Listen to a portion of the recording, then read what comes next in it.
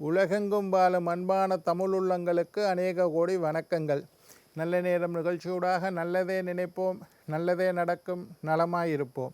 இன்றைய தினம் 9ஆம் தேதி 6ஆம் மாதம் 2026 குஜவாசரம் என்று சொல்லக்கூடிய செவ்வாய்க்கிழமை, பராபவ வருடம் வைகாசி மாதம் 26ஆம் நாள், நவமி திதி, உத்திரட்டாதி நட்சத்திரம், அமிர்த சித்த யோகம்.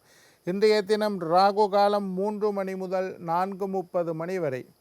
இன்றைய தினம் யமகண்டம் 9 மணி முதல் 10:30 மணி வரை.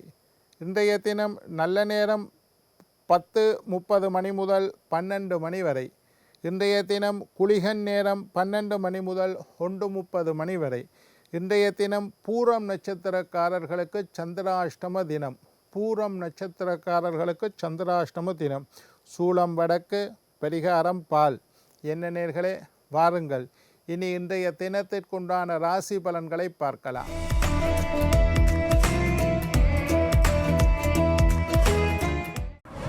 மேஷம் செலவு, ரிஷபம் முயற்சி, மிதுனம் புகழ், கடகம் அலைச்சல், சிம்மம் குழப்பம், கன்னி சினம், துலாம் பரிசு, விருச்சிகம் சிந்தனை, தனுசு கவனம், மகரம் தடங்கள், கும்பம் பக்தி, மீனம் ஓய்வு. ஆன்மீக தகவல் பகுதியில் தொடர்ந்து உங்களை சந்தித்து வருவதில் மட்டற்ற மகிழ்ச்சி அடைகின்றேன். ஒவ்வொரு நாளும் ஒவ்வொரு புதிய அற்புதமான ஆன்மீக தகவல்களை உங்களோட பகிர்ந்து கொண்டு இருக்கிறோம். அந்த வகையில் இன்றைய தினமும் சில நல்ல விஷயங்களை உங்களோட பகிர்ந்து கொள்ளலாம் என்று காத்திருக்கிறேன். எங்களுடைய நிகழ்ச்சிக்கு நீங்கள் தரக்கூடிய ஆதரவு என்னை மகிழ்ச்சி அடைய செய்கின்றது.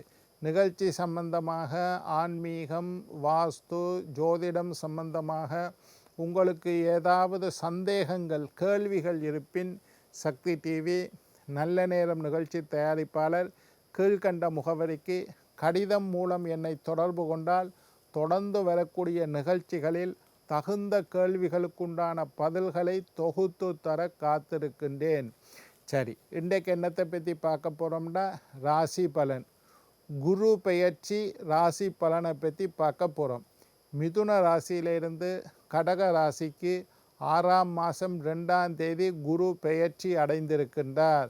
அப்படி 6ஆம் மாதம் 2ஆம் தேதி மிதுனத்திலிருந்து கடகத்துக்கு குரு மாறினது மேஷம் முதல் மீனம் வரையுள்ள 12 ராசியினருக்கும் எப்படி இருக்கின்றது என்பதை பார்த்து கொண்டு இருக்கிறேன். இன்றைக்கு துலா ராசி அன்பர்களே, துலா ராசிக்காரர்களுக்கு இந்த குரு பெயர்ச்சி எப்படி இருக்கின்றது என்பதை பார்க்க போகிறோம். துலா ராசிக்காரர்களை பொறுத்தவரையில் பாக்கியஸ்தானம் என்று சொல்லக்கூடிய 9வது வீட்டில் சஞ்சாரம் செய்து வந்த குரு பகவான் கர்மஸ்தானம் என்று சொல்லக்கூடிய ஜீவனஸ்தானம் 10வது வீட்டுக்கு குரு மாறி இருக்கார். 9ல் இருந்து 10க்கு குரு மாறி இருக்கிறார். 10ல் குரு பதிய விட்டு கிளப்பும் என்று சொல்லுவினோம். ஏதாவது ஒரு மாற்றம் பற்றிய சிந்தனை உங்களுக்கு உருவாகிவிடும். ஒரு விஷயத்தை சலிச்சு போவீர்கள். இந்த வீட்டில் கனநாளாக இருக்கணும், இந்த வீடை விட்டுட்டு வேறு வீடு மாறுவோமா, இப்படி ஒரு யோசனை வரும். இன்னொரு பக்கம் இந்த வாகனத்தை 5 வருஷமாக வச்சுருக்கோம், இந்த வாகனத்தை விற்றுட்டு வேறொரு வாகனம் வாங்குவோமா, இப்படி ஒரு யோசனை வரும். இன்னும் சில பேருக்கு எவ்வளவு நாளாக இந்த வேலையை செஞ்சு கொண்டு இருக்கிறோம், இந்த தொழிலை விட்டுட்டு இன்னொரு தொழிலுக்கு போவோமா, இது சில பேருக்கு யோசனை. இன்னும் சில பேர் இந்த வியாபாரத்தில் எனக்கு லாபம் காணாது, வேறொரு பிஸ்னஸ் தொடங்குவோமா, இந்த மாதிரி யோசனை.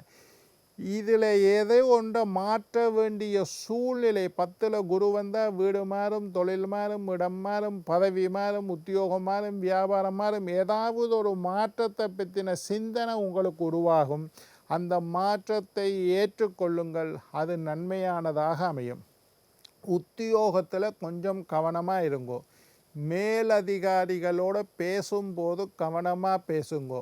ஒரு தரத்துக்கு 2 தரம் யோசியுங்கோ. மேலதிகாரிகளுடன் வாக்குவாதத்தில் ஈடுபடாதீர்கள். ஒருத்தரை பற்றி குறை சொல்லிக்குள்ள யார்கிட்ட சொல்லுறோம், என்ன சொல்லுறோம், எப்போ சொல்லுறோம் என்றதெல்லாம் யோசிங்கோ. தேவையில்லாமல் நீங்கள் பேசின வார்த்தைகள் உங்களுக்கு மோசமான பின்விளைவுகளை தரலாம். மேலதிகாரிகளுடன் வாக்குவாதத்தில் ஈடுபடாதீர்கள். உங்களுக்கு வேலை சுமை சற்று அதிகரித்து காணப்படும். என்னடா எந்த தலையிலேயே எல்லா வேலையும் வந்து விழுது, நான் தான் எல்லாத்தையும் செய்யணுமா, இத்தனை பேர் இருந்தும் நான் தான் வேலை செய்ய வேண்டி இருக்கு என்று சொல்லக்கூடிய ஒரு சலிப்புத்தன்மை ஏற்படும். தொழில் செய்கிற இடத்துல சக ஊழியர்களோட பேசக்குள்ள கவனமாக இருங்கோ. உங்களுக்கு கீழே வேலை செய்தாக்களை பற்றி பேசக்குள்ள கவனமாக இருங்கோ. மேலதிகாரிகளுடன் யோசித்து பேசுங்கள், கொஞ்சம் கவனமாக இருங்கோ. அமைதியாக இருக்க முயற்சி செய்யவும். தேவையில்லாத ஆர்ப்பாட்டம் செய்யாதீர்கள், ஆடம்பரம் செய்யாதீர்கள், தேவையில்லாமல் காரியங்களை செய்யாதீர்கள். கொஞ்சம் அமைதி. 10ல் குரு இருந்தால் அமைதியாக இருக்க முயற்சிக்கட்டும். உத்தியோகத்தில் மாற்றம் ஏற்பட்டால் அதை ஏற்றுக்கொள்ளுங்கள். பதவியில் மாற்றம் ஏற்பட்டால் ஏற்றுக்கொள்ளுங்கள். உத்தியோக மாற்றத்தை ஏற்றுக்கொள்ளுங்கள். ஒன்று தொழில் மாறலாம், பதவி மாறலாம், சம்பளம் மாறலாம், வீடு வாங்கலாம், வாகனம் வாங்கலாம். ஏதோ ஒன்று மாற்றத்தை பற்றிய மாற்றம் ஒன்று ஏற்பட வாய்ப்பு அதிகமாக இருக்கும்.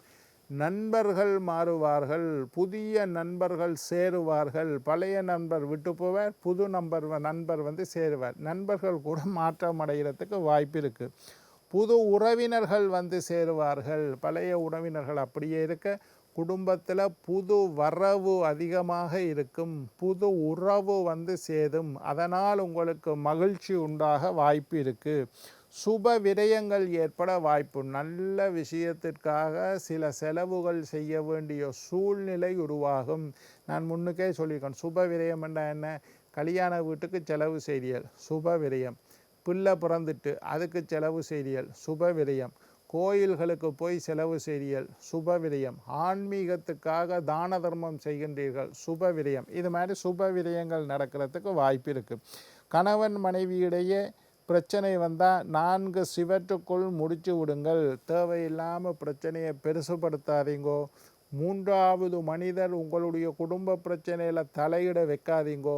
நீங்களும் அடுத்தவர்கள் குடும்ப பிரச்சனையில் போய் தலைப்படாதீங்கோ. 4 சிவத்துக்குள்ள கணவன் மனைவி பிரச்சனைகளை முடித்து கொள்ளுங்கள். பூர்வீக சொத்து சம்பந்தமாக இருந்து வந்த பிரச்சனைகளுக்கு எல்லாம் ஒரு முற்றுப்புள்ளி ஏற்படும். அப்பா வழி சொத்து வாரதில் தாமதம், அம்மா வழி சொத்து வாரதில் தாமதம். அவர் கையெழுத்து வைக்க மாட்டேன்னு சொல்கிறார், இவ கையெழுத்து வைக்க இந்த மாதிரி பூர்வீக சொத்து சம்பந்தமாக சில நேரம் 15 வருஷமாக கோர்ட்டில் கேஸ் நடக்குது. 10 வருஷமாக பூர்வீக சொத்து சம்பந்தமான பிரச்சனை இருக்குது, முடிவுக்கு வரலண்டா துளாராசிக்காரர்களுக்கு 10ல் குரு பூர்வீக சொத்து பிரச்சனைக்கு ஒரு முடிவு ஏற்படும். அதே மாதிரி தாய் தந்தை வழி சொத்துக்கள் சேரக்கூடிய வாய்ப்பு அதிகமாக இருக்கும். கடன் தீரும். கடன் பிரச்சனைகள் கொஞ்சம் கொஞ்சமாக குறையும். நீங்கள் ஓரளவு கடனை அடைக்க முயற்சி செல்வீர்கள். நீங்கள் வாங்கின கடனை கொடுக்கவும் பார்ப்பீங்கள், நீங்கள் கொடுத்த கடனை வாங்கவும் பார்ப்பீர்கள். வாங்குகிற கடன் கொடுக்குற கடன் 2 கடன்லையும் இருந்து வந்த பிரச்சனைகள் இழுபறி நிலைமைகள் குறைத்து படிப்படியாக கடன் தொல்லையில் இருந்து நீங்கள் விடுபடுவீர்கள். இழுபறிகள் சரியாகும். முதலீடுகள் செய்கிறதுக்கு வாய்ப்பு உண்டானால் அதை பயன்படுத்தி கொள்ளுங்கள்.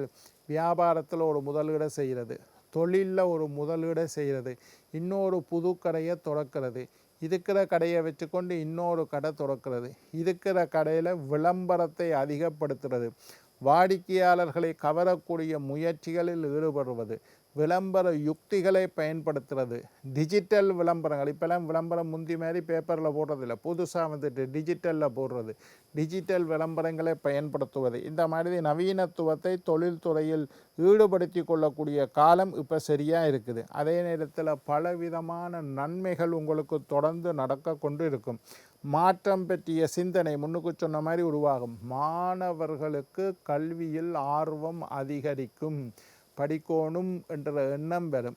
பரீட்சை எழுதக்கூடியவர்கள், துலா ராசிக்கார மாணவர்கள், சில பிள்ளைகள் O-level எக்ஸாம் இப்போ வரும், அவர்கள் அதில் சித்தி அடைவார்கள். துலா ராசிக்காரருக்கு இந்த 10ல் குரு இருக்கக்குள்ளே A-level எக்ஸாம் வரும், பரீட்சையில் சித்தி அடைவார்கள். ஸ்காலர்ஷிப் எக்ஸாம் வரும், பரீட்சையில் சித்தி அடைவார்கள். HND, BA இந்த மாதிரி டிகிரி எக்ஸாம், டிப்ளோமா எக்ஸாம்கள் வரும். இதிலெல்லாம் சித்தி அடையக்கூடிய வாய்ப்பு இருக்குது.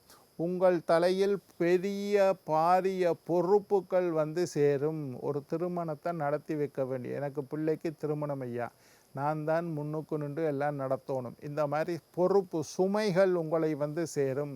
அந்த சுமைகளை அந்த பொறுப்புகளை திறம்பட மிக திறமையாக சாதுரியமாக சகல சௌபாக்கியங்களுடன் செய்து முடிப்பீர்கள். பொறுப்பை கண்டு சினக்க மாட்டீர்கள். கொஞ்சம் யோசனையாக இருக்கும், என்ற தலையில் இவ்வளோ வேலை இருக்குது, இதை எப்படிடா செய்ய போகிறோன்னு யோசிப்பீங்க. ஆனால் சிறந்த முறையில் அதையெல்லாம் செய்து முடிப்பீர்கள்.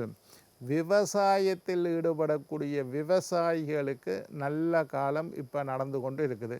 கால்நடை வளர்க்கக்கூடியவர்கள், நாங்கள் மாடு வளர்க்குறோம் ஐயா, ஆடு வளர்க்குறோம் ஐயா, கோழி பண்ணை வச்சிருக்கிறோம், இறால் பண்ணை வச்சிருக்கிறோம், இந்த மாதிரி கால்நடை வளர்ப்பில் ஈடுபடக்கூடியவர்களுக்கு அதிகமான லாபம் கிடைக்கக்கூடிய ஆண்டாக இருக்குது. வெளிநாட்டுக்கு போகணும் என்று யோசிச்சு கொண்டு இருக்கீங்க. விசாக்கு போட்டோம் ஐயா, ரிஜெக்ட் ஆகிட்டுது, இப்போ போடலாமா? முயற்சி செய்யுங்கள். வெளிநாட்டு யோகம் உங்களுக்காக காத்து கிடக்கின்றது. 5 வருஷமாக வெளிநாட்டுக்கு போக முயற்சி செய்கிறேன். என்னோட பிள்ளை வெளிநாட்டில் இருக்கிறான், என்ன கூப்பிடுறான், போக முடியலை, யோசிச்சு கொண்டு இருக்கிறேன். முயற்சி செய்யுங்கள். கணவன் வெளிநாட்டில் இருக்கிறார், மனைவி இங்கே இருக்கிறார், விசா கிடைக்கல, முயற்சி செய்யுங்கள். இந்த மாதிரி வெளிநாட்டுக்கு போகணும் என்று ஆசைப்பட்டவர்கள், வெளிநாட்டு பிரயாணத்தில் தடைகள் ஏற்பட்டவர்கள் எல்லாம் படிப்படியாக முன்னேற்றம் ஏற்படும். வெளிநாட்டு பிரயாணம் கைகூடும். மாணவர்கள் வெளிநாட்டில் போய் படிக்கணும்னு ஆசைப்படுவீங்கள், வெளிநாட்டில் போய் படிக்கக்கூடிய வாய்ப்பு உருவாகும். என்ன நேயர்களே, நாளை மற்றுமொரு ராசியுடன் உங்களை சந்திக்கும் வரை உங்களிடம் விடைபெறுவது உங்கள் ஜோதிட சித்தர் டாக்டர் ராஜராஜ குருக்கள்.